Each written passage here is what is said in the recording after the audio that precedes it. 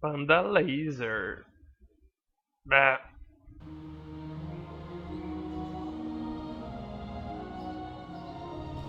Ok, vamos começar aqui a história do WoW. Vamos começar pela história da origem do jogo, a origem do universo, ok? Apesar do universo de Warcraft não ser só de Warcraft, quem joga StarCraft você consegue ver o mundo de Azeroth no mapa. Essa vai lidar com o mito do jogo, ok?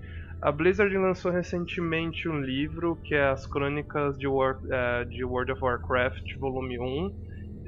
Esse livro eu não tenho acesso a ele ainda, então esse vídeo vai ter uma correção futura quando eu tiver acesso a esse livro, porque eu não quero falar com ele sobre ele através dos comentários dos outros, que eu acho que vai infringir direitos autorais, e também eu não quero falar uma coisa que vai ter sido interpretada e eu posso ter uma interpretação diferente, ok? Então vamos lá. Bom, começando você tem a história, a origem, né? No começo você tinha a Ordem e o Caos. A Ordem é representada pelos Titãs.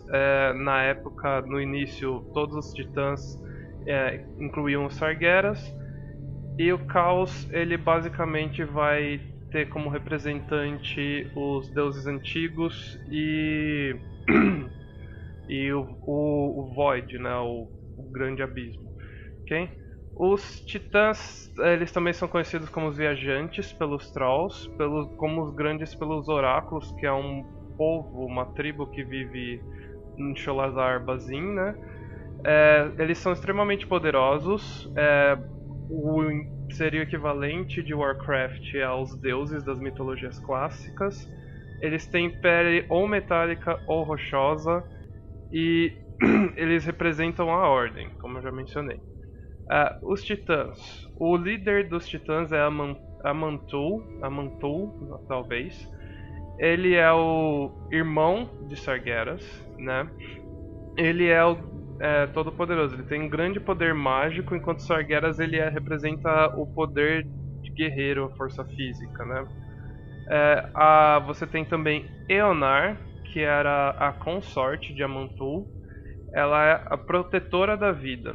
Então, toda a vida que nasceu nos mundos, ela que acaba gerando. Apesar dela não se opor quando necessário ao fim da vida, tipo, quando a vida for corrompida pelos deuses antigos. Norganon, que é o guardião da magia, que a magia arcana, que representa a ordem também. Kasgoroth, que é ele é o shapeshifter, ele moldou a terra, as montanhas, ele criou a raça dos Terrans, acho, que futuramente viraram os anões, ok? Agramar, que junto dos Sargeras ele era tenente dos Sargeras e Sargeras era o campeão dos deuses, ok? E Golganeth, que é o filho de Amantul e ele é patrono dos céus e dos mares, ele cria os gigantes marítimos. Vários desses gigantes que você encontra no jogo são criações dos titãs. Você tem os gigantes de rocha, os gigantes de magma, é, os gigantes tem uma floresta em cima deles, eles são criados pela Eonar. E esses gigantes do mar, eu acho que são os primeiros que você lida em game que tem uma quest lá no mapa da Angra do Butim lá, que você tem que matar dois deles, que eles podem ser corrompidos também. Bom, o que acontece? Sargeras ele era o campeão dos deuses, então enquanto os titãs eles lutavam para estabelecer a ordem, eles precisavam de alguém para lutar contra o caos. E o Sargeras de início ele se prontifica a isso, ele é um voluntário a isso. É, ele era também conselheiro do Amantul e ele lutava contra o caos. O caos era representado pelos demônios e pelos deuses antigos. O que acontecia? Os titãs chegavam no mundo, moldavam o mundo, e se o mundo tivesse com infecção dos deuses antigos, né, se eles estivessem presentes, o Sargeras ia lá lutar contra as forças deles. Geralmente as forças deles eram elementais, mas envolviam também certos povos que hoje em dia chamamos de demônios na história do jogo, ok? Sargeras ele lutou tanto contra isso e sem parar que chegou um ponto onde ele começou a se questionar. Ele se questionava se o caos talvez não fosse porque não fosse o caminho. Pois ele achava estranho porque várias vezes ele tinha que retornar para o mundo, reestabelecer a ordem. Então ele ficou realmente mexido com isso. E aos poucos ele ia lutando, ele ainda acreditava na causa, até que um dia ele foi lutar contra os Nathrezim, que é uma raça, para quem jogou Warcraft 3, os Dreadlords, ou uma boa tradução seria demônios vampiros. Eles são especialistas em manipulação, geralmente eles gostam de agir nas sombras, ok? Ele viu tanto caos, tanta crueldade nesse povo, que ele, apesar de tê-los derrotado, ok, ele foi ultimamente corrompido. Antes da sua queda, ele foi conversar com os seus irmãos, falar sobre talvez se eles estivessem fazendo era certo ou errado, mas eles simplesmente não puderam ajudá-lo. Eles não tinham como ajudar mais o Sargeras porque pelo jeito ele já estava corrompido. Ok? O Sargeras, nessa luta dele contra os demônios, ele acabava aprisionando todos eles em um lugar só. Okay? Ele, depois dele ter desabafado com os deuses, eles terem dito a ele que nada podiam fazer, ele acabou indo para ele acabou indo para Ok, só uma correção. O planeta para onde Sargeras leva os demônios é Mardum.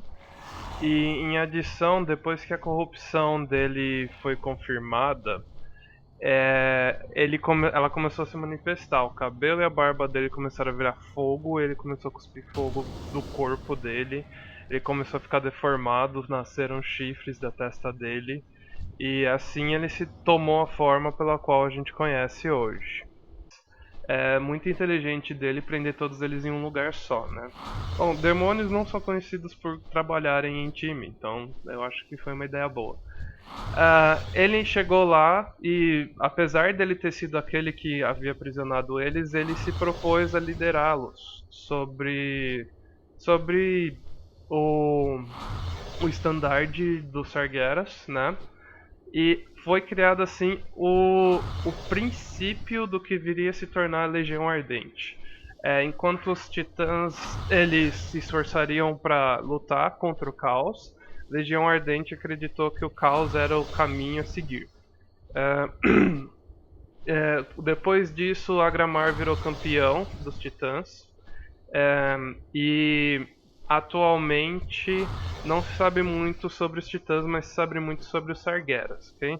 Ele criou um grande olho gordo pro mundo de Azeroth, tipo a cereja do bolo que ele quer comer, que é o universo. O Sargeras já tentou várias invasões em Azeroth e eu vou cobrir essas invasões, não em ordem cronológica, porque senão demoraria muito para chegar onde eu quero chegar, que é começar a falar dos personagens, mas eu vou cobrir em resumo o que levou o jogo a existir, ok? Bom, esse é o fim da parte 1 da história do jogo. Eu espero que você tenha gostado do vídeo. Se gostou, dá um likezinho. Se não gostou, dá um dislike. E se tá interessado, se quer ver algum vídeo, alguma coisa, paciência um pouquinho que eu tô começando com essa história de vídeo.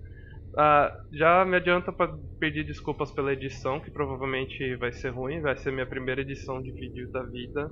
Então, é isso aí. Muito obrigado e até a próxima, gente.